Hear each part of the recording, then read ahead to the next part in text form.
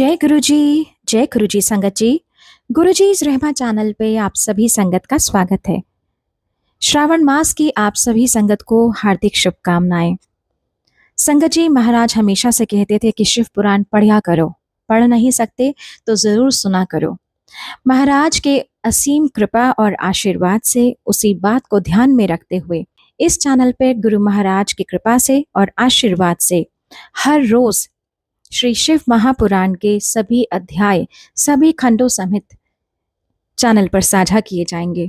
आप सभी से निवेदन है कि इस श्रृंखला को बहुत ध्यान से, पूरे भाव और मन से सुने और बाकी संगत तक के साथ जरूर साझा करें, ताकि उन सभी संगत का भी जरूर कल्याण हो। जय गुरु जी। जय गुरु जी, जय गुरु जी संगत जी। गुरु जी की आज्ञा से आज के दिन का आगमन करते हैं। सबका अभिनंदन करते हुए महाशिव पुराण का कथन श्रवण मनन करते हैं। हमने कल तक क्या पढ़ा था? हमने यही पढ़ा कि किस प्रकार से शिव जी प्रकट हुए और गिरजा ने कैसे उनके गले में वरमाला डाल दी, कैसे वरमाला पहना दी।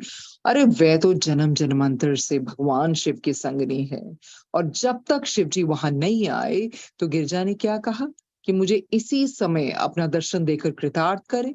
शिव जी उनके आंतरिक स्नेह को पहचान कर वहां प्रकट हो गए, और शिव जी ने लीला रची कि वह मंडप में एक सुंदर बालक के रूप में प्रकट हुए।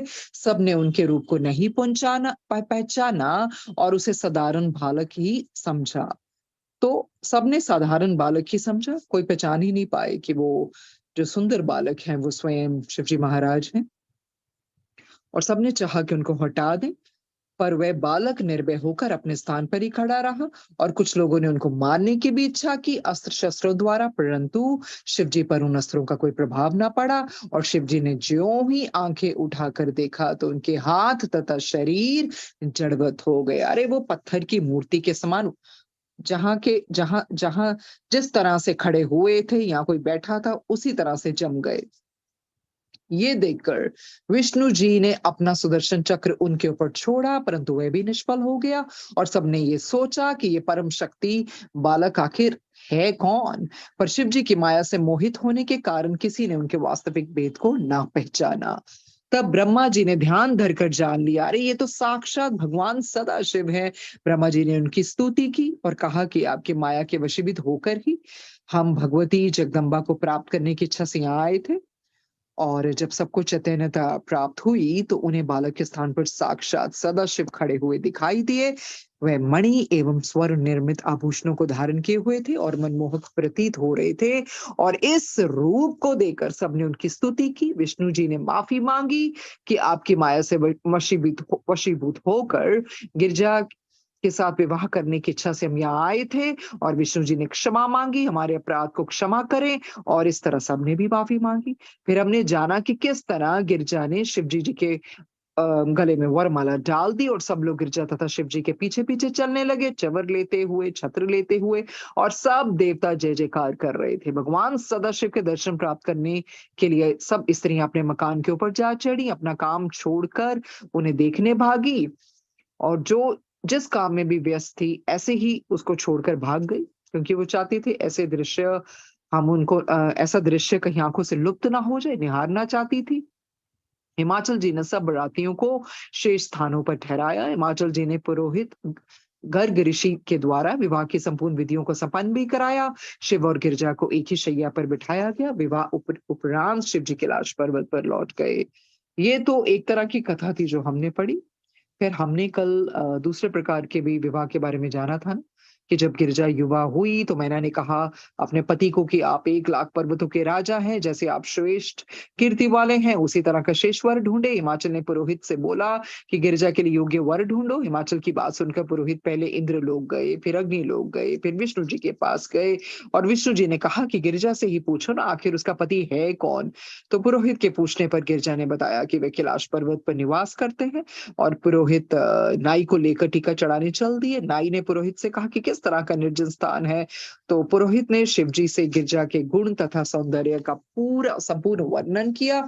और शिवजी ने कहा कि हम निर्धन हैं, हम पति बनने के लायक नहीं हैं, क्योंकि हम उसको सुख नहीं कोई दे सकते। और उन्होंने कहा हम पुरस्कार में धन भी नहीं दे सकते, ये तो थोड़ी सी भस्मी है। यही दे सकते हैं। पुरोहित भस्म पाकर बहुत प्रसन्न होते हैं। नाई ने तो वो भस्म फेंक दी, वो हमने सब कल पढ़ा। और जब दोनों घर पहुंचे तो पुरोहित का घर तो संसार के संपूर्ण रत्न और सुख सामग्री से भर गया था। और जब नाई की स्त्री ने ये सब पुरोहित के घर जाके देखा तो उसने जाना कि शिव जी की ये भस्म का ही प्रताप है। और नाई ये सुनकर पुरोहित से लड़ने चला जाता है। पुरोहित ने कहा, ये भस्म का निरादर तूने खुद ही तो किया, तूने स्वयं ही तो फेंका था ना उसको। और जब हिमाचल को उन दोनों के झगड़े के बारे में पता चलता है तो वो इन दोनों को पास बुलाते हैं, सारा हाल पूछते हैं। पुरोहित सारा वृतांत बताते हैं कि वो पति होने के योग्य हैं शिव जी। और भस्म का भी पूरा महात्म्य बताते हैं कि किस तरह से भस्म रखने पर उनके घर पे सारी सुख समृद्धि आ गई। और नाई ने सब कुछ इसके विपरीत बताया, सब कुछ उल्ट बताया। और ये सुनकर क्या होता है, मैना चिंतित हो जाती है कि क्या वो भिखारी के साथ अपनी पुत्री का विवाह करने जा रही है। और ये भी सुनती हैं कि वो कुरूप है, अवधूत है, मूर्ख है, अशक्त है। सो हिमाचल अपने मित्रों को बताते हैं कि कोई श्रेष्ठ पति हो तो ढूंढो अपनी बिटिया रानी के लिए, पुत्री के लिए। और कोई कहता विवाह तो राजा के साथ होना चाहिए। उनमें से किसी ने ये भी राय दी कि शिव जी के साथ विवाह कभी नहीं करना चाहिए। और कुछ जो विद्वान थे ना पुरुष, उन्होंने हिमाचल से कहा कि शिव जी को एक पत्र लिखो और कहो कि अच्छी सी बारात सजाकर लावें, यदि ऐसा ना किया तो विवाह नहीं होगा। और पत्र ये भी लिखो कि आपकी बारात में सब आने चाहिए, चाहे वो ब्रह्मा हो, विष्णु, शेषनाग, ऋषि, मुनि, सनकादिक। और इस पत्र के साथ लगन की सामग्री देकर हिमालय पुरोहित को शिव जी के पास भेजते हैं। और पुरोहित के लाश में जाकर जब देखते हैं ना, अरे यहाँ तो पहले से ही सभा जमी हुई है, इतनी सुंदर सभा। सो पुरोहित जी लगन चढ़ाते हैं और पुरोहित सभाकर हिमाचल को बताते हैं कि मैं आपकी शपथ खाकर कहता हूँ कि गिरजा का पति अत्यंत सुंदर और तेजस्वी है। अब ये जो कुछ भी पत्र में लिखा जाता है, इसी के लिए देखने के लिए ना कि वाकई किस तरह के हैं शिव जी। क्या उनके बारात में ये सब आएंगे, ब्रह्मा विष्णु देवता, और जिनका उच्च पद है। तो उस तरह से ऐसे लग रहा था जैसे उनको देखना चाहते हैं, टटोलना चाहते हैं कि कैसे, क्या वाकई काबिल है, क्या उनकी सभा में ये सब आते हैं, या फिर जो नाई ने बोला है क्या वो सत्य है। तो पर पुरोहित जी को पूरा विश्वास आता है, विश्वास होता है। वो कहते हैं गिरजा के पति अत्यंत सुंदर और तेजस्वी हैं, तीनों लोकों में उनके समान कोई भी नहीं है। और पुरोहित के मुख से इन शब्दों को सुनकर हिमालय तथा मैना अपने भाई बंदियों सहित अत्यंत प्रसन्न होते हैं। और पूर्ववासी जनों ने जब ये समाचार सुना तो उन्हें भी हार्दिक आनंद हुआ। यहाँ तक हमने कल पढ़ा था। आज हम 20वां अध्याय गुरु जी की आज्ञा से पढ़ते हैं। ब्रह्मा जी ने कहा, नारद, हिमाचल ने सब सामग्री एकत्रित करके बारात के ठहरने के लिए बहुत लंबा चौड़ा श्रेष्ठ भवन निर्मित किया, निर्मित करवाया, जहां एक और भगवती आदि शक्ति और दूसरी और परम पुरुष सदाशिव हो, वहां किसी प्रकार की कमी हो भी कैसे सकती है। अरे वाकई, जहां दोनों विराजमान हो क्या कोई कमी हो सकती है। अब तुम शिव जी का हाल सुनो। जब शिव जी ने हिमाचल का पत्र पढ़ा, अरे तब उन्हें बहुत हंसी आई। अरे ये क्या लिखा है। फिर उन्होंने हिमाचल के गर्व को नष्ट करने के लिए ये चरित्र किया कि उन्होंने अपना स्वरूप एक बूढ़े जैसे बना लिया। ये लीला थी ना। हो सकता है वो जो हिमाचल को जो घमंड आ गया था उसको नष्ट करना चाहते हो। तो क्या करते हैं वो, क्या करते हैं, एक बूढ़े का स्वरूप बना लेते हैं शिवजी महाराज। तदुपरांत अपने बैल को भी बूढ़ा बनाकर उसके ऊपर बैठ गए। फिर अपने साथ दो शिष्यों को ले डमरू तथा सिंगी को बजाते हुए अलग अलग शब्द का उच्चारण करते हुए भयानक वेश बनाए हिमाचल के घर में जा पहुंचे। अरे हिमाचल के नगर में जा पहुंचे और वहां जाकर एक बाग में ठहर गए। ये शिवजी महाराज के बारे में बता रहे हैं, जो बूढ़े का वेश करके वहां पहुंच गए दो शिष्यों को लेकर। अलग अलग अलग का शब्द उच्चारण करते हुए, भयानक वेश था उनका। और वहां जाकर ना एक बाग में ठहर गए। इधर राजा हिमाचल बारात आने की प्रतीक्षा कर रहे थे। अस्तु उन्होंने जब सिंगी और डमरू का नाद सुना तो बहुत लोगों को बारात देखने के लिए भेजा। वह सब मनुष्य तथा गिरजा की सहेलियां उस स्थान पर जा पहुंची जहां अवधूत स्वरूप शिवजी बैठे हुए अलग अलग शब्द का उच्चारण कर रहे थे। उन्होंने शिव जी के पास पहुंचकर पूछा, क्या पूछा?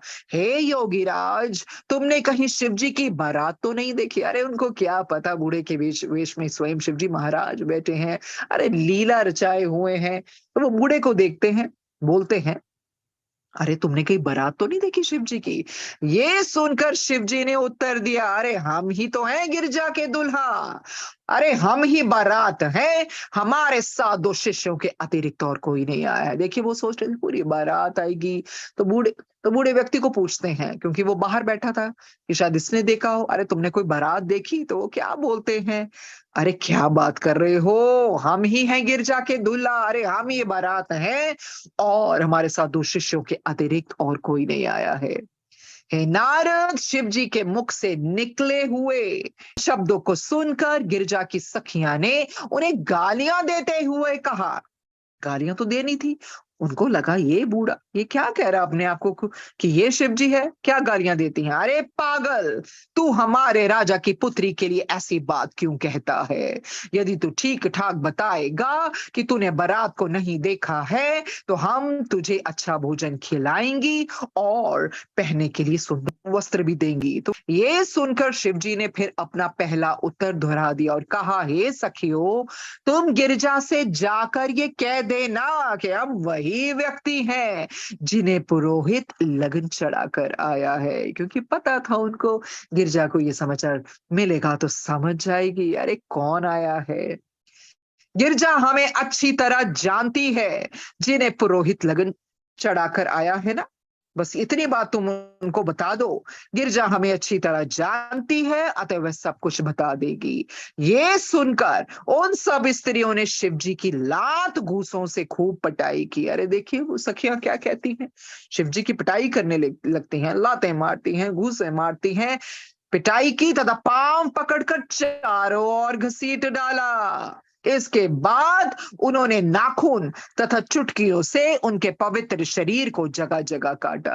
देखिए अब उनको क्या पता, वो नादान है, वो सोचते हैं हमारी सहेली गिरजा, अरे ये बूढ़ा व्यक्ति कैसे हो सकता है पति, ये कैसा अनाप शनाप बोले जा रहा है। तो वो क्या करती है, मारने लगती हैं, काटने लगती हैं, अरे नाखूनों से, चुटकियों से जगह जगह काटती है।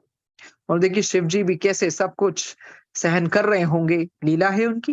किसी ने उनके बैल को डंडा मारकर भगा दिया और किसी ने उनके साथ के छोटे छोटे नंग धड़ंग बालकों को ऐसे जोर जोर के चांटे लगाए कि वे रोते हुए भाग खड़े हुए। तो शिव जी 2 शिष्यों के साथ आए थे ना, तो देखिए अरे किसी ने नहीं छोड़ा, उन बालकों को भी जोर जोर से चांटे लगाए और वो बेचारे रोने लगे, रोकर भाग खड़े हुए। हे नारद, उन सखियों ने यह सब उद्यम केवल इसलिए किया था कि वे शिव जी की माया से मोहित होकर उन्हें पहचानने में असमर्थ रही थी। बिल्कुल है ही शिव जी की माया, तीनों लोगों को बुलावे में डाल देती है, तो वो भी बुलावे में पड़ गई सखियां। शिव जी ने उनकी इस मारपीट को बुरा ना मानते हुए हंसकर कहा, जो शिव जी है ना, मारपीट तो खा ली उन्होंने, पर देखिए प्रभु ने बुरा नहीं माना। अरे उसके विपरीत हंसे, हंसकर क्या कहा, हे स्त्रियों, अरे ससुराल में इस प्रकार मार खाना भी अच्छा लगता है। देखिए संसारिक रीति के अनुसार कैसे बोल रहे हैं, कैसे वो लाते भी मारती हैं, घूसे मारती है, चुटकियों से, नाखूनों से, और उनके शिष्यों को चांटे भी वो मारते हैं लोग।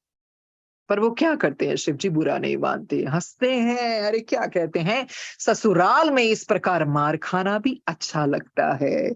अतः तुम अपने मन में किसी प्रकार का संकोच मत करो और जिस प्रकार चाहो मुझे खूब तंग कर लो।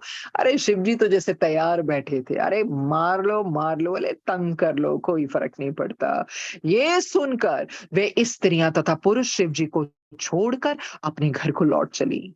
जब वे लोग चले गए तब शुक्र और शनिश्चर देवता, जो उनके साथ 2 शिष्य आए थे ना बालक रूप में, एक शुक्र थे एक शनिश्चर थे, तब शुक्र और शनिश्चर देवता तो बाल स्वरूप धारण किए हुए शिव जी के साथ थे, तथा बैल जिन्हें स्त्रियों ने कुछ देर पहले मारकर भगा दिया था, वह रोते रोते फिर शिव जी के पास आ पहुंचे। अरे देखिए बालकों को भी मार पीटी, चांटे पड़े, और बैल बैल को भी मारकर भगा दिया था। अरे सब रोते रोते शिव जी के पास आ पहुंचे। उस समय शिव जी ने हंसते हुए उनसे कहा, तुम लोग अपने मन में कुछ बुरा मत मानो, ससुराल में तो इसी प्रकार का आनंद मिलता है। परंतु जब उन लोगों को शिव जी की इस बात से प्रसन्नता नहीं मिली, तब शिव जी ने लौट कर जाती हुई हुई उन स्त्रियों के पीछे अपने झोले में से निकालकर अनेक प्रकार की बर्रें छोड़ दी। उन बर्रों ने स्त्रियों के कोमल शरीर को काट कर जगह जगह सुझा दिया। तब वह रोती, चीखती और चिल्लाती हुई बड़ी तेजी के साथ अपने घरों को भाग चली। उस अवस्था में वह सब गिरजा के समीप जा पहुंची। उनकी इस दुर्गति को देखकर जो स्त्रियां उनके साथ नहीं गई थी, वे बहुत प्रसन्न हुई और उन्हें चिढ़ाती हुई पूछने लगी, अरे सखियों, तुम्हारी ये दुर्गति किसने कर दी है? गिरजा भी उनकी हालत को देखकर पहले तो बहुत हंसी, फिर अपनी कृपा दृष्टि द्वारा उन सबको स्वस्थ कर दिया। तो देखिए, जब वो वापिस आई, शरीर सूजा हुआ था, तो बाकी तो जो सहेलियां थे मखौल करने लगी, अरे तुम्हारी दुर्गति किसने कर दी? तो गिरजा जी भी पहले हंसी, बाद में अपनी कृपा दृष्टि द्वारा उन सबको स्वस्थ कर दिया। तदुपरांत उन्होंने पूछा कि ये सब चरित्र कैसे हुआ, वह मुझे बताओ। गिरजा के इन शब्दों को सुनकर उन स्त्रियों ने संपूर्ण घटना क्या सुनाई। तब शिव जी के चरित्र को देखकर सुनकर गिरजा हंसने लगी। अरे शिव जी के इस चरित्र के बारे में देखकर सुनकर ना गिरजा जी हंसने लगती हैं। आगे बढ़ते हैं तो ये नटखट चरित्र है शिव जी का। किस तरह से देखिए, मार भी खाते हैं बड़े प्यार से, नहीं तो किसी की हिम्मत नहीं है तीनों लोगों के स्वामी के ऊपर हाथ उठाने की। कहते हैं कोई बात नहीं, अरे ऐसा कुछ ऐसा ही आनंद मिलता है ससुराल में। तो सब कुछ सहते हैं। तो ये उनका बहुत ही प्यारा नटखट चरित्र है। आगे बढ़ते हैं 21वां अध्याय। ब्रह्मा जी बोले, नारद, हिमाचल की आज्ञा पाकर जो लोग बारात को ढूंढने गए थे, उन लोगों ने लौटकर ये समाचार दिया कि हमें बारात कहीं नहीं मिली। अरे जो लोगों को भेजा था ना, अरे वो कहते हैं नहीं, हमें तो कहीं नजर नहीं आई कोई बारात। तब हिमाचल ने बोला कि नहीं नहीं, देखकर तो आओ। हिमाचल ये सुनकर पहले तो बहुत दुखी हुए, परंतु जब उन्होंने गिरजा की सखियों की दुर्गति का समाचार सुना, तो उन्होंने अपने मन में निश्चय किया कि संभव वही शिव जी होंगे। तो उन्होंने सोचा, अरे लगता है यही शिव जी होंगे, ये जो सखियां जिस तरह से बख्यान कर रही हैं। ये विचार आते ही वे बहुत पछताकर कहने लगे, हाय ब्राह्मण आदि तो शिव जी की बहुत प्रशंसा किया करते हैं। अरे फिर क्या कारण है जो वे ऐसा भयानक स्वरूप बनाकर मेरी पुत्री को ब्याने आए हैं? तो देखिए, उनको विश्वास होगा कि यही शिव जी होंगे, पर कोसने लगे, अरे ब्राह्मण लोग तो कह रहे थे बड़े ही सुंदर है, अरे ये इतना भयानक स्वरूप और वृद्धावस्था में, बूढ़े बनकर, ये हैं क्या शिव जी? ये मेरी पुत्री को ब्याने आए हैं? अब मुझे वास्तव में पता चला कि पुरोहित ने मेरे साथ धोखा किया है।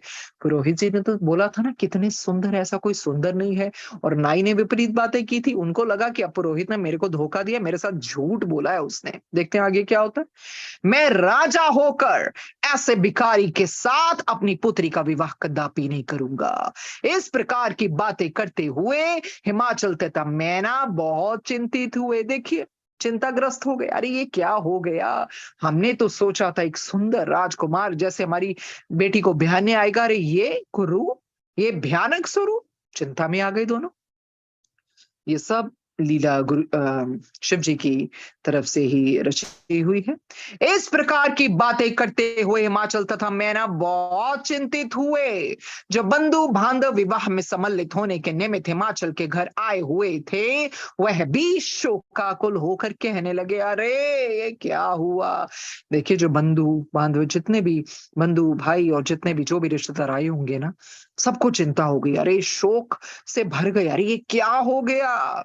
हे नारद, उस समय हिमाचल आदि के चित्त की चिंता को देखकर गिरिजा ने विजया नामक सखी को अपने पास बुलाया और उसे एक पत्र देते हुए कहा, हे सखी, तुम इसी समय इस पत्र को लेकर शिव जी के पास चली जाओ और निर्भय हो हाथ जोड़कर उनसे मेरी ओर से प्रार्थना करते हुए ये कहना कि आप गिरजा के इस पत्र का उत्तर तुरंत देवे। फिर वह जो भी उत्तर दे उसे लेकर तुम मेरे पास लौट आना।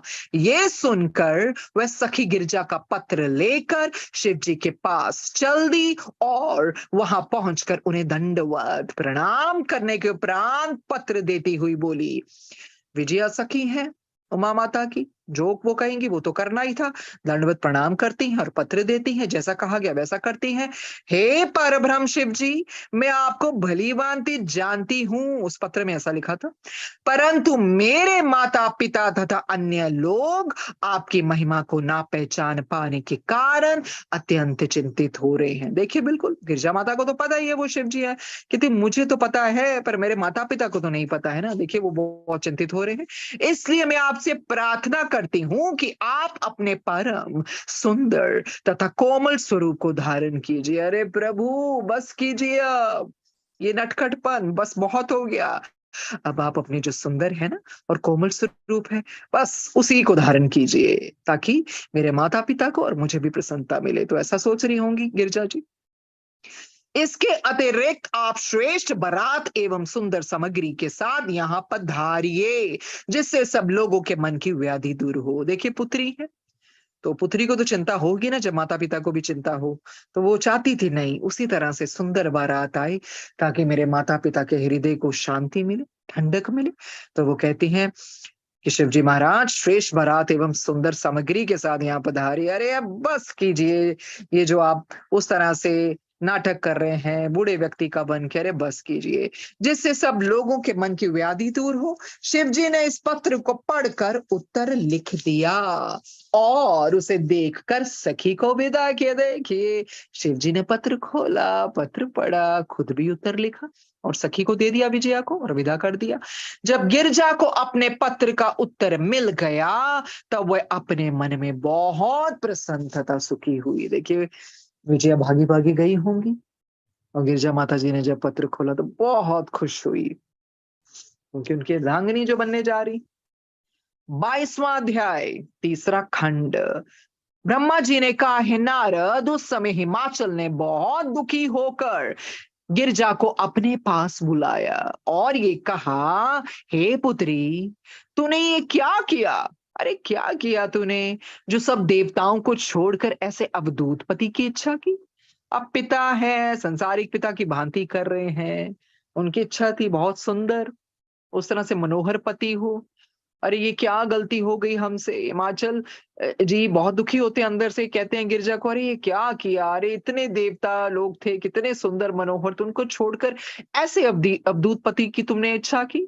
मैं तो अपनी प्रतिज्ञा के कारण तुझसे कुछ नहीं कह सकता, परंतु तेरी माता अपयश का ध्यान करके बहुत दुखी हो रही है। वो कहते हैं, चलो मेरी तो प्रतिज्ञा थी ना, पर जब तेरी माता है ना, अब जो अपयश मिलेगा ना, उसको सोच सोच के वो बहुत दुखी हो जा रही है। जब मैं ये विचार करता हूं कि मेरी लड़की का विवाह एक अवधूत के साथ होगा, उस समय मैं शोक समुद्र में डूब जाता हूं। मुझे बड़ी चिंता है कि मैंने तो इतनी सामग्रियां एकत्र की, परंतु तेरा पति, अरे तेरा पति अपने साथ केवल 2 कुरूप शिष्यों को अपराधियों के नाम पर लाया है। उसके साथ जो बैल है, अरे वह भी बहुत बूढ़ा तथा निर्बल है। तो कहने का तात्पर्य है, वो कहते कोई भी चीज अच्छी है, आप भी कुरूप अवधूत, अरे शिष्य भी कुरूप, और जो बैल लाए वो भी बूढ़ा तथा निर्बल। अरे ये बारात है क्या?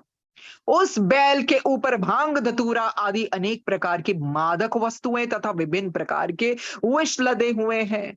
अरे हमने सोचा था क्या सुंदर सामग्री लाएंगे, अरे सामग्री के नाम पे क्या भांग धतूरा, अरे मादक, ये नशे की वस्तु है और विभिन्न प्रकार के विष लदे हुए हैं। मेरा भाग्य तो देखो कि कैसी बारात आज मेरे दरवाजे पर आई है। ये हिमालय जी सोच रहे हैं दुखी होकर। अब भला तू ही बता कि इस अवसर पर सब लोग मुझे क्यों नहीं धिक्कारेंगे?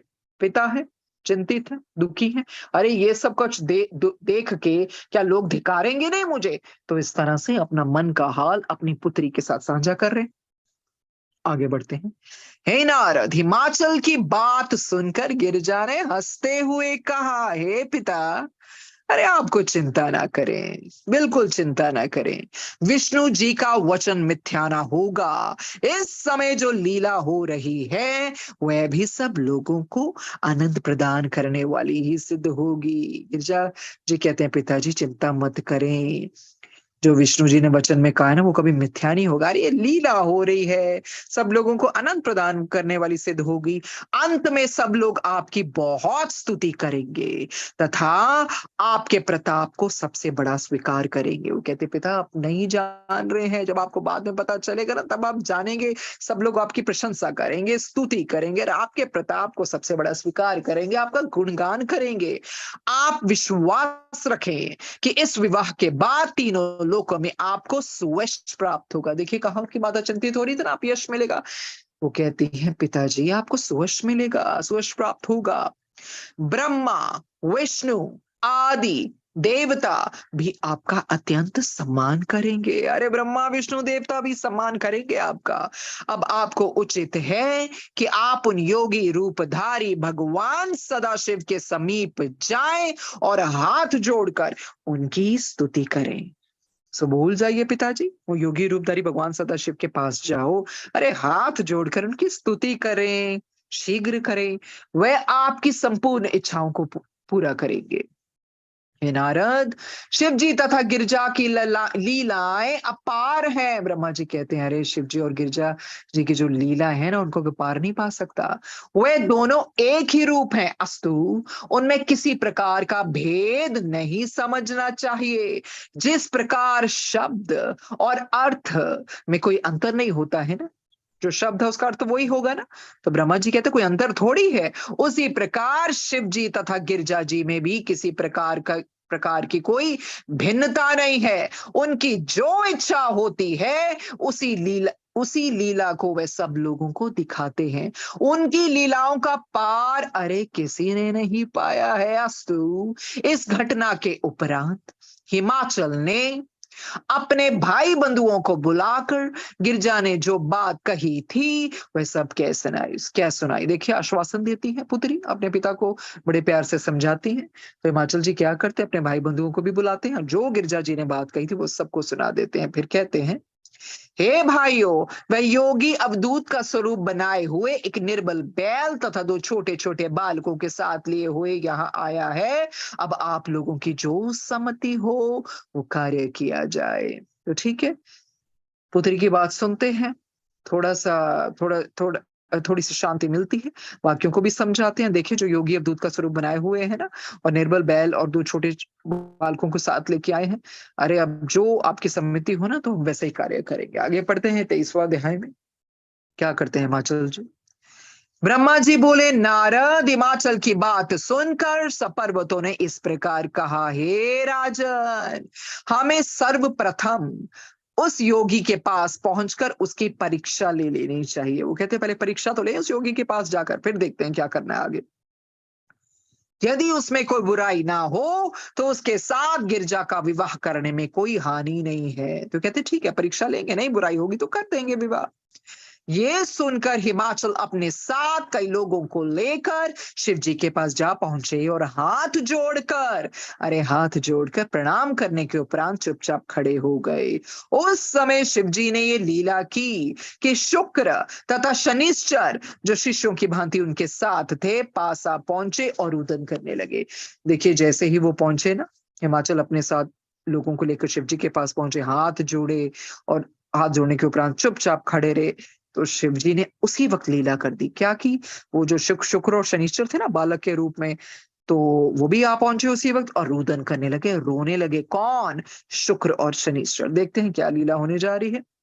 उन्हें रोते हुए देखकर शिवजी ने कहा हे बालको, तुम रोना धोना त्याग कर खूब खेलो कूदो, परंतु मेरे पास से कहीं दूर मत चले जाना। मैं अकेला निर्धन मनुष्य हूं, तुम भी मुझे बड़ी कठिनाई से प्राप्त हुए हो। देखो तुम बैल की भी देखभाल करते रहना, क्योंकि नशे में चूर होने के कारण इस समय मैं उसकी देखभाल नहीं कर सकता। देखिए शिव जी का चरित्र कैसे बता रहे हैं। अरे मैं तो नशे में रहता हूँ, अभी नशे में चूर हूं, मैं कैसे इसकी देखभाल करूं, तो तुम इसकी देखभाल करना। और मैं तो निर्धन मनुष्य हूं, मेरे पास तो कुछ भी नहीं और बड़ी कठिनाई से मैंने तुम दोनों को भी प्राप्त किया है।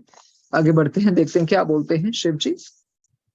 हे नारद, इस प्रकार नशेबाजों की भांति शिव जी ने हिमाचल आदि के सामने उन बालकों से बहुत सी बातें कही। अरे शिव जी ने तो यही दिखाया ना कि वह नशे में धूत हैं और नशे में हैं, तो इस तरह से हिमाचल आदि के सामने उन बालकों से बहुत सी बातें कही। वही वार्तालाप कर रहे थे शिव जी बालकों से।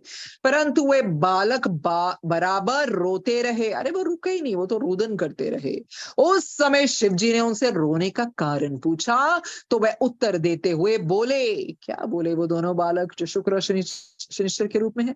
हे बाबा, हम तो भूख से मरे जाते हैं। अब या तो आप हमें कुछ खाने के लिए दे दीजिए, अन्यथा हम इसी प्रकार चिल्लाते रहेंगे। तो देखिए वो अपना कारण बता रहे, रोने क्या रहे, हमें इतनी भूख लगी है, चूहे दौड़ रहे हैं, हम तो मर जाएंगे, हमें खाना नहीं मिला, या तो हमें कुछ खिला दीजिए, या तो फिर हम ऐसे ही चिल्लाते रहेंगे। ये सुनकर शिव जी ने उत्तर दिया, हे बालको, मेरे पास तो खाने के लिए कुछ भी नहीं है, परंतु तुम कुछ देर और ठहरे रहो। हिमाचल के घर खाने पीने की बहुत सामग्रियां बनी हैं। जब गिरजा के साथ मेरा विवाह होगा, उस समय तुम्हें भी बहुत सा भोजन खाने के लिए मिलेगा। तो उनको बताते हैं, फिक्र मत करो, जब मेरी शादी हो जाएगी, विवाह होगा, अरे तुम्हें बहुत कुछ खाने को मिलेगा, बहुत तरह के व्यंजन मिलेंगे खाने को। ये सुनकर दोनों चेलों ने कहा, क्या कहा? हे बाबा, विवाह में तो अभी बहुत देर है, तब तक हम भूखे नहीं रह सकेंगे। दिनों से भोजन प्राप्त ना होने के कारण अब हमसे और अधिक देर तक नहीं ठहरा जाता है, इसलिए आप कुछ ना कुछ खाने का प्रबंध तो कर ही दें। तो हे नारद, हिमाचल ने जब उन दोनों बालकों की ये बात सुनी तो शिव जी से कहा, हे प्रभु, यदि आपकी आज्ञा हो तो हम आपके दोनों शिष्य को अपने साथ घर ले जाकर भोजन करा लावें। तो देखिए हिमाचल जब बात सुनते हैं कि ये तो दोनों चिल्ला रहे हैं, इनको तो बहुत भूख लगी हुई है, तो वो आज्ञा मांगते हैं शिव जी से। वो कहते हैं, अगर आप आज्ञा दे तो मैं इन दोनों शिष्यों को ले जाता हूँ घर के अंदर और भोजन करा लाता हूँ। शिव जी बोले, हे राजन, यदि आप यही चाहते हैं तो इन्हें भोजन करा लाइए, मुझे इसमें कोई आपत्ति नहीं है। ये सुनकर हिमाचल को संबोधित करते हुए कहा, राजन, हम आपके घर भोजन करने के लिए नहीं जाएंगे, क्योंकि घर के स्वामी के बिना हमें वहां कोई भी अच्छी तरह से भोजन नहीं करा सकेगा। तो शिव जी पहले तो हिमाचल को कहते हैं, अगर आपकी यही इच्छा, ठीक है, उनको भोजन करा लीजिए, मुझे कोई उसमें कोई भी आपत्ति नहीं है। और हिमाचल को भी ये सुनकर हिमाचल को संबोधित करते हुए कहा, राजन, हम आपके घर भोजन करने के लिए नहीं जाएंगे, क्योंकि घर के स्वामी के बिना हमें वहां कोई भी अच्छी तरह से भोजन नहीं करा सकेगा। यदि आप स्वयं हमें लेकर चले तो हम तैयार हैं, अन्यथा भूखे रहकर यही रोते रहेंगे। तो इस तरह से वो बोल रहे हैं दोनों बालक। उस समय शिवजी ने हिमाचल को संबोधित करते हुए कहा, हे राजन, आप स्वयं इन्हें साथ ले जाकर भोजन करा लाइए। सचमुच ये कई दिन के भूखे हैं, आप इन्हें अच्छी तरह से भोजन करा दें तथा पानी भी पिला दें। हे नारद, शिव जी की आज्ञा सुनकर हिमाचल उन दोनों को साथ लेकर घर आए और उन्हें भोजन कराने लगे। तो ठीक है, जो शिव जी ने बोला, जैसे दोनों बालकों ने कहा, स्वामी के बगैर थोड़ी हमें कोई अच्छी तरह से पूछेगा, तो शिव जी ने भी उनको यही कहा। तो फिर हिमाचल जी आज्ञा लेकर दोनों को साथ लेकर घर ले आते हैं और भोजन कराने लगते हैं। उस समय उन दोनों शिष्यों ने ये कहा कि उनके सामने जितना भी भोजन परोसा गया, उन सबको वो एक ही ग्रास में खा गए। तदुपरांत उन्होंने हिमाचल को संबोधित करते हुए कहा, हे राजन, अभी तो हमने केवल एक ही ग्रास भोजन खाया है, इससे हमारी भूख बिल्कुल नहीं बुझी। अब तुम हमें शीघ्र ही और कुछ खिलाओ। देखिए ये भी लीला है शिव जी की। जब उनके सामने जितना भी भोजन परोसा गया ना, काफी परोसा गया होगा, पर वो एक ही ग्रास में खा गए। तो हिमाचल को क्या कहते हैं, अरे हमने तो बस एक ही ग्रास भोजन खाया, हमारी हमारी क्षुधा, हमारी भूख थोड़ी अभी बुझी है, अब हमें शीघ्र और कुछ खिलाओ। तुम बहुत बड़े राजा हो, अतः तुम्हें किसी प्रकार का लोभ करना उचित नहीं है। यदि हम भूखे उठ गए तो तुम्हें बहुत पाप लगेगा। ये सुनकर हिमाचल ने रसोई करने वालों से कहा, तुम्हें लोभ करने की आवश्यकता नहीं है, मेरे यहाँ भोजन ढेर के ढेर रखे हैं, अरे ये जितना भी खा सके तुम इन्हें खूब खिला दो। ये सुनकर रसोईया जब और सारा भोजन ले आया तो उसको भी वह एक ही ग्रास में खा गया। अरे पहले भी एक ही ग्रास में खा गए, अरे अब भी एक ही ग्रास में खा गए जब रसोईया लेकर आया। हिमाचल के यहाँ जितना पानी था उन सबको उन्होंने एक ही घूंट में पी लिया। तदुपरांत वे चिल्लाते हुए बोले, राजन, हम तो भूख के मारे मरे जा रहे हैं, तुम हमें खाने के लिए कुछ क्यों नहीं देते हो? अरे हमारी तो भूख तो मिटी नहीं, मरे जा रहे, कुछ खाने को क्यों नहीं देते हो? यदि तुम्हारे यहाँ भोजन तैयार ना हो तो हमें कच्चा अन्न ही बतला दो। ये सुनकर हिमाचल ने अत्यंत चिंतित होकर कच्चे अन्न का जो अंबार लगा था वह इन दोनों को बतला दिया। उस पर्वत के समान अन्न के ढेर को भी वो एक ही गिलास में खा गए। अरे कैसे खा गए? क्यों? क्योंकि शिव जी की लीला चल रही है। पहले भी एक गिलास, फिर एक गिलास, फिर पानी एक घूंट में, फिर दोबारा से एक गिलास में जो कच्चा अन्न सामने रखा। जब राजा के घर कुछ विशेष नहीं रहा तब वे भूख भूख चिल्लाते और रोते हुए वहां से लौट पड़े तथा अपने गुरु के समीप जहां पहुंचे। कौन है उनके गुरु? शिव जी महाराज।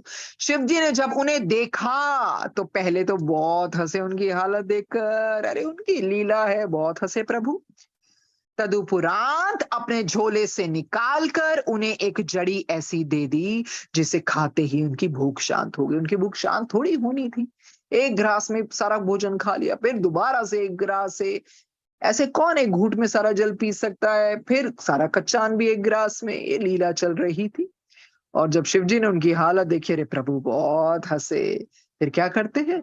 झोले में से एक जड़ी निकाल देते हैं जिसे खाते ही उनकी भूख शांत हो जाती है। 24वां अध्याय, तीसरा खंड। ब्रह्मा जी ने कहा, नारद, हिमाचल के घर से जब शिव जी के दोनों शिष्य चले गए तो उस समय सब लोगों ने हिमालय के पास पहुंचकर कहा, हे राजन, अब तो नगर में अन्न का लेश मात्र भी शेष नहीं रहा है। लेश मात्र, अरे लेश मात्र भी नहीं रहा, कुछ भी नहीं रहा। सारा अन्न तो खा गए वो एक ही गिलास में। भला हम लोग किस प्रकार जीवित रहेंगे? अब आप शीघ्र वह उपाय कीजिए जिससे प्रजा का ये दुख दूर हो। ये सुनकर हिमाचल ने उनसे कहा, है भाइयों, हमारे नगर के बाहर उद्यान में एक बूढ़ा योगी कहीं से आकर ठहरा हुआ है। उसके साथ एक बैल है और 2 शिष्य हैं। वह मेरी पुत्री के साथ विवाह करने की इच्छा रखता है। उसके शिष्यों ने ही नगर में अन्न का अकाल उपस्थित कर दिया। ऐसी दशा में अब आप ही बताइए कि हमें क्या करना चाहिए? ये सुनकर सब लोगों ने उत्तर दिया, हे राजन। अरे कहाँ तो वो अपनी उसका समाधान लेने गए थे।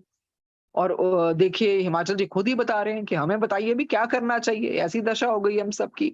ये सुनकर सब लोगों ने उत्तर दिया, राजन, इसका भेद तो पुरोहित अथवा गिरजा से ही पूछना उचित है। परंतु एक बात को हम लोग अवश्य स्वीकार करते हैं कि यदि उस योगी में कोई दोष होता तो गिरजा उसे पति रूप में पाने की इच्छा कभी नहीं करती। हे नारद, ये सुनकर हिमाचल ने पुरोहित को अपने पास बुलाकर पूछा, ए पुरोहित, तुम सच सच बताओ कि जो योगी 2 शिष्यों को साथ लेकर यहाँ आया है वह वास्तव में कौन है? पुरोहित ने उत्तर दिया, हे राजन, गिरजा ने मुझे इस योगी का पता बताया था, तब मैं उसे तिलक चढ़ा आया। अरे इतना कहकर पुरोहित ने योगी स्वरूप शिव जी की महिमा को सुनाते हुए कहा, राजन, ये योगी रूप में साक्षात शिव जी है और तुम्हारी पुत्री गिरजा आदि शक्ति भवानी का अवतार है। यदि आप इससे कुछ और अधिक जानना चाहते हो तो गिरजा से ही पूछ लीजिए, वह इस संबंध में आपको और अधिक बात बता सकेंगी। पुरोहित के मुख से ये बात सुनकर सब लोगों ने गिरजा की बात सुनने का निश्चय किया। तब हिमाचल ने गिरजा को अपनी सभा में बुलाया। पिता की आज्ञा सुनकर गिरजा अपनी माता तथा 2 सखियों को साथ लेकर सभा में पहुंची। पिताजी ने बुलाया अपनी पुत्री को सभा में और पिता की आज्ञा सुनकर गिरजा जी पालन करती हैं आज्ञा का। अपनी माता को लेकर और 2 सखियों को, सहेलियों को लेकर सभा में पहुंचती हैं। जब गिरजा ने लोगों को प्रणाम किया तो हिमाचल ने प्रसन्न होकर उन्हें अपने पास बिठा लिया। आगे पढ़ते हैं 25वां अध्याय, तीसरा खंड, क्या होता है। हिमाचल ने गिरजा को अपने पास बिठाते हुए अत्यंत स्नेहपूर्वक कहा, हे पुत्री, इस समय सब लोग दुख सागर में निमग्न हैं, क्योंकि सब जगह शोकाकुल है, दुख है। दुखों से भरे हुए हैं, भी ये हो क्या गया, ये कौन है जो गिरजा जी से बयाने आए हैं। इस समय सब लोग दुख सागर में निमग्न हैं, अतः तुम सब हाल समझा कर कहो कि वह योगी कौन है जिसके शिष्यों ने हमारा संपूर्ण भोजन खा लिया है और नगर में अन्न तो अन्न, अरे कहीं पानी भी ढूंढे नहीं मिलता है। पिता की बात सुनकर गिरजा मन ही मन अत्यंत प्रसन्न हुई, परंतु ऊपर से लज्जित होकर कुछ कह ना सके। अंदर से तो सब पता है ना कौन है, किसकी लीला है। लज्जा से भर जाती है तो लज्जित होकर कुछ नहीं कह पाती है। हे नारद, उसी समय तुम हिमाचल की सभा में पहुंचे और तुमने आदि से अंत तक का संपूर्ण वृतांत सुनाते हुए हिमाचल से कहा, राजन तुम किसी प्रकार संदेह मत करो, तुम और तुम्हारी पत्नी परम धन्य हो। अरे तुम्हारे यहाँ भगवती आदि शक्ति ने अवतार लिया। ये आदि शक्ति ब्रह्मा विष्णु तथा शिव को भी उत्पन्न करने वाली है, यही सबका संहार भी करती है। अरे इनकी माया अपरंपार है। अरे ये तो ब्रह्मा विष्णु तथा शिव को भी उत्पन्न करने वाली। कहने का तात्पर्य निर्गुण रूप में शिव और शक्ति एक है ना। तो शिव जी ने ही तो रुद्र का अवतार रुद्र के रूप में आए थे ना। तो कहते हैं ये आदि शक्ति है, इनकी माया अपरंपार है। अरे यही सबका संहार करती हैं। ये जो तुम्हारे घर में सखियों के साथ क्रीड़ा करती हुई भ्रमण कर रही है ना, इसे तुम अपना अहोभाग्य ही समझो। ये दोबारा से पढ़ते हैं, कैसे बोलते हैं नारद जी, कहते हैं तुम और तुम्हारी पत्नी परम धन्य हो। अरे परम धन्य हो, तुम्हारे यहाँ भगवती आदि शक्ति ने अवतार लिया है। ये आदि शक्ति ब्रह्मा विष्णु तथा शिव को भी उत्पन्न करने वाली है, यही सबका संहार भी करती है। इनकी माया परंपार है। ये जो तुम्हारे घर में सखियों के साथ क्रीड़ा करती हुई भ्रमण कर रही है ना, अरे इसे तुम अपना अहोभाग्य ही समझो। इन्होंने प्रेम के वशीभूत होकर तुम्हारे ऊपर ये कृपा की है। वे बूढ़े योगी जिसका नाम हर है और जो अपने साथ शुक्र तथा शनिश्चर नामक दो शिष्यों को लेकर बाग में ठहरे हुए हैं, तुम्हारी इस कन्या के सच्चे पति हैं। देखिए नारद जी सब बताते हैं, सब शंका को दूर करते, यही तो है सच्चे पति। और तुम्हारी पुत्री तो आदिशक्ति का अवतार है। यह ब्रह्मा तथा विष्णु के भी पिता है और संपूर्ण सृष्टि को उत्पन्न करने वाले तथा उसका संहार करने वाले भी हैं।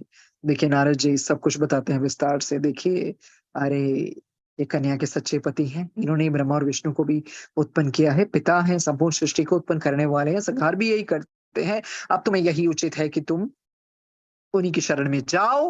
वे तुम्हारे अन्न आदि को जो उनकी माया द्वारा गुप्त हो गया है फिर से प्रकट कर देंगे। अरे शिव जी के लिए क्या है, सब कुछ तुरंत ही प्रकट कर देंगे। जो उनकी माया से सब कुछ गुप्त हो गया था फिर से प्रकट कर देंगे, तुम्हारी संपूर्ण इच्छाओं को पूर्ण करेंगे। वे अपना स्वरूप भी ऐसा सुंदर बना लेंगे कि उसे देखकर तुम्हें अत्यंत आश्चर्य होगा। अभी तो वो सोच रहे हैं ना ये बूढ़ा व्यक्ति, अरे इतना जो भय लगता था इनको देखते हुए।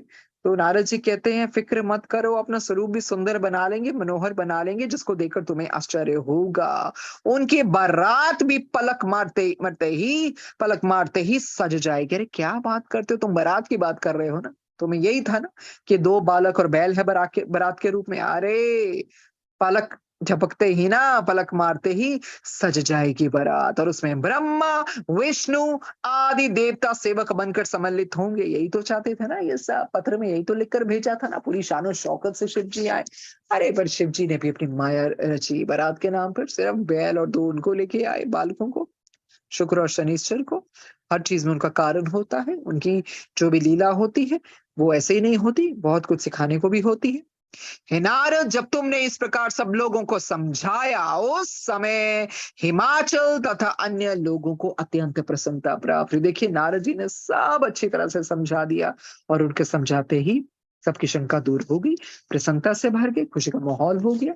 तदुपरांत तुम अपने लोक को चले गए और हिमाचल गिरजा के विवाह की तैयारी में संलग्न हो गए। 26वां अध्याय। ब्रह्मा जी ने कहा, नारद फिर पर्वतराज हिमाचल सब लोगों को साथ लेकर शिव जी की सेवा में जा पहुंचे और हाथ जोड़कर उनकी स्तुति करने लगे। ये देखकर शिव जी ने उनसे हंसते हुए पूछा, हे राजन, अरे तुम क्या चाहते हो?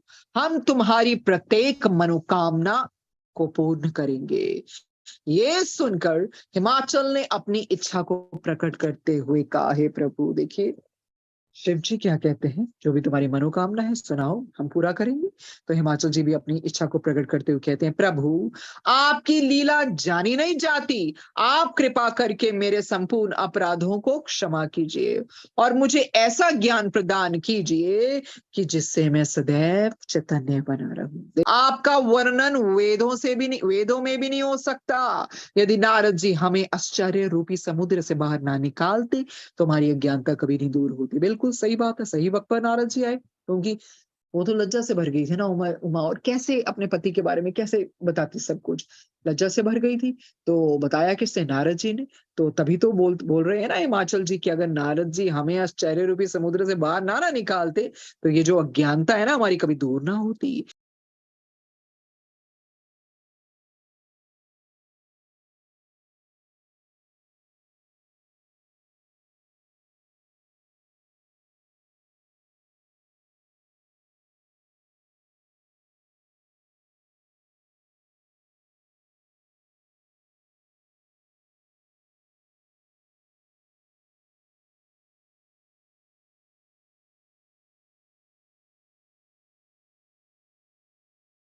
हे नाथ, अब मेरा संपूर्ण अहंकार नष्ट हो गया। अहंकारी हो गए थे ना हिमाचल जी, समझ रहे थे बहुत सामग्रियां हैं मेरे पास, ये है वो है, तभी तो शिव जी को बोला गया आप भी तो ऐसी बारात लेकर आओ, ऐसी सभा होनी चाहिए, ऐसी शान शौकत होनी चाहिए। तो हिमाचल जी का अहंकार नष्ट हो जाता है। आप नगर में पधार कर गिरजा को स्वीकार कीजिए और हम सब लोगों को प्रसन्नता प्रदान कीजिए। अब देखिए कैसे बोलते हैं, हाथ जोड़कर, आइए ना, अब आप सब लोगों को प्रसन्नता प्रदान कीजिए प्रभु। आपके दोनों शिष्यों ने नगर का संपूर्ण अन्न खा डाला है, जिसके कारण लोग अत्यंत दुखी हैं। अत्यंत दुखी होंगे ना, उनको तो कुछ खाने को मिला ही नहीं, वो लोग तो सब एक ही गिलास में सब कुछ खा गए, पानी भी एक घूंट में पी गए। आप कृपा करके इस दुख को भी दूर कर दीजिए प्रभु, कृपा कीजिए, ये जो दुख है ना प्रजा को, अरे वो भी दूर कर दें। इस समय मेरी प्रतिष्ठा आपके हाथ है। क्यों? क्योंकि राजा है ना, अगर राजा अपनी प्रजा का ध्यान नहीं रखेगा तो प्रतिष्ठा तो कम हो ही जाएगी, सब बातें बनाएंगे, निंदा करेंगे। तो कहते हैं आपके हाथ में है मेरी प्रतिष्ठा, अब मैं आपकी शरण में आया हूं। हे नारद, हिमाचल के इन शब्दों को सुनकर शिव जी ने प्रसन्न होते हुए कहा, और ये जो हमने पढ़ी स्तुति, कितनी सुंदर स्तुति पढ़ी हमने, कितनी सुंदर और अच्छी चीज मांगी उन्होंने। हिमाचल जी ने कैसा ज्ञान दीजिए कि जिससे मैं सदैव चैतन्य बना रहूं। और देखिए इन शब्दों को सुनकर शिव जी प्रसन्न होते हैं, क्या कहते हैं, हे राजन, अब तुम प्रसन्नता पूर्वक अपने नगर को लौट जाओ, तुम्हारे संपूर्ण मनोरथ पूर्ण होंगे। तुम विवाह की सामग्री एकत्र करो। शिव जी कहते हैं फिक्र मत करो, फिक्र मत करो, चुपचाप आराम से नगर को लौट जाओ। जितनी भी तुम्हारी कामनाएं हैं, मनोरथ है, वो सब पूर्ण होंगे, पूरे होंगे। अरे तुम विवाह की सामग्री एकत्र करो। हे पर्वतराज, तुम्हें अपने राज्य तथा सामग्री एकत्र करने का बहुत अहंकार हो गया था। हमने जाना है कि शिव जी की लीला ऐसी तो नहीं हो गई थी ना, तो हिमाचल जी को बहुत अहंकार हो गया होगा अपने राज्य का, अपनी सामग्रियों का। तो शिव जी ने क्या किया, अरे अहंकार को नष्ट कर दिया, सब कुछ ले लिया। तुम्हें अपने राज्य तथा सामग्री एकत्र करने का बहुत एक अहंकार हो गया था, उसे नष्ट करने के लिए ही हमने ये लीला दिखाई है। अब तुम घर जाकर बारात की अगवानी की प्रतीक्षा करो, तुम्हारे घर की सभी वस्तुएं ज्यों की त्यों प्रकट हो जाएंगे। तो शिव जी ही है ना जो कर सकते हैं, ऐसा ले भी सकते हैं, दे भी सकते हैं। अरे कहते तुम निश्चित हो जाओ, बारात की अगवानी की प्रतीक्षा करो और तुम्हारे घर में जो भी वस्तु है ना, जो की वस्तुएं है ना, जो कि तुम प्रकट हो जाएंगी, चिंता मत करो। शिव जी की आज्ञा पाकर हिमाचल अपने घर लौट आए। वहां जाकर जब उन्होंने ये देखा कि सब सामग्रियां पुनः प्रकट हो गई हैं, तो उन्हें अत्यंत प्रसन्नता हुई। देखिए सब लुप्त हो गई थी ना, सामग्रियां सब खत्म हो गई थी, अब कैसे प्रकट हो गई शिव जी की कृपा से। बड़े खुश हुए, प्रसन्नता हुई। मैना भी गिरजा की ओर देखकर अत्यंत आनंदित हुई। तदुपरांत हिमाचल बारात की अगवानी के लिए सभी लोगों को साथ लेकर आगे चले।